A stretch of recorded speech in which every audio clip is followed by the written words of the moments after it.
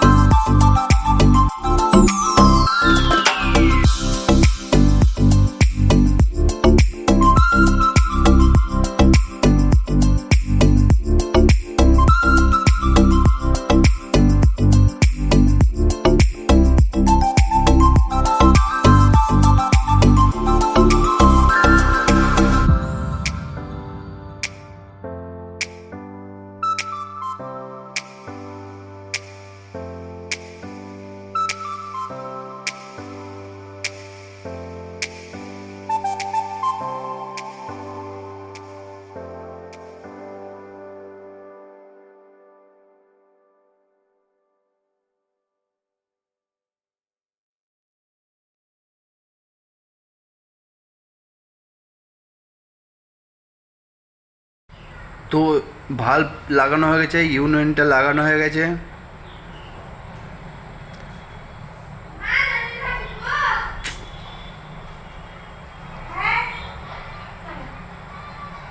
এরপর আমি আউটলেটের যে ইয়েটা আছে মাপ নিয়ে নেব।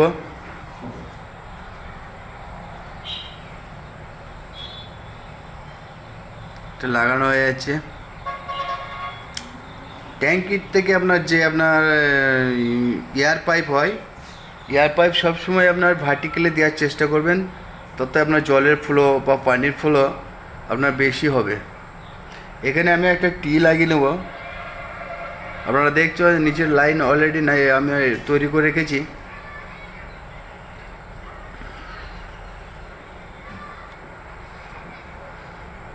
এরপর আমি একটা এয়ার পাইপ কেটে নেব। ট্যাঙ্কি থেকে আপনার ম্যাক্সিমাম আপনার 1 ফুট ওপরে ছাড়তে হবে এয়ার পাইপ। সব সময় চেষ্টা করবেন এয়ার পাইপ যেন আপনার ভার্টিক্যাল লাইনে হয়। হরিজন্টালের থেকে আপনার ভার্টিক্যালের প্রেশার অনেক বেশি।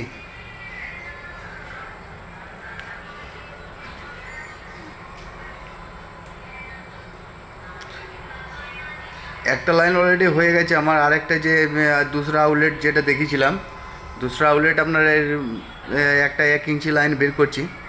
এটা আমি প্রথমে একটা ট্যাঙ্ক জয়েন্ট তো লাগিয়ে নিয়েছি, এরপর আমি একটা 1 ইঞ্চি এলবো লাগিয়ে নেব।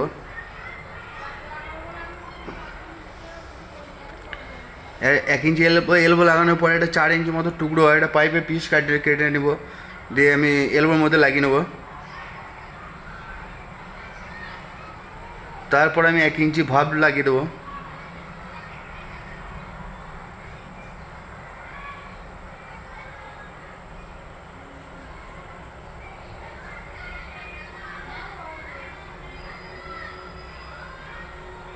ভাল্বটা লাগানোর পর আমি একবার অন অফ করে দেখে নেবো, যাতে আমার ভাল্বের বেশি যদি সলিউশন থাকে আপনার ভাল্বের যে ভেতরে বল আছে বলটা চিটিয়ে যেতে পারে, তার জন্য আমি দেখে নিলাম। এখানে দেখতে পাচ্ছেন 1 ইঞ্চি আমার 5 অলরেডি ইউনিয়ন লাগানো আছে, আর 1 ইঞ্চি আমরা ইউনিয়ন লাগানো নেই, যেহেতু ইউনিয়ন এখনও আসেনি ওই জন্য লাগানো হয়নি। পরবর্তীকালে ওইখানে কেটে জাস্ট একটা ইউনিয়ন ঢুকিয়ে দিলেই হবে।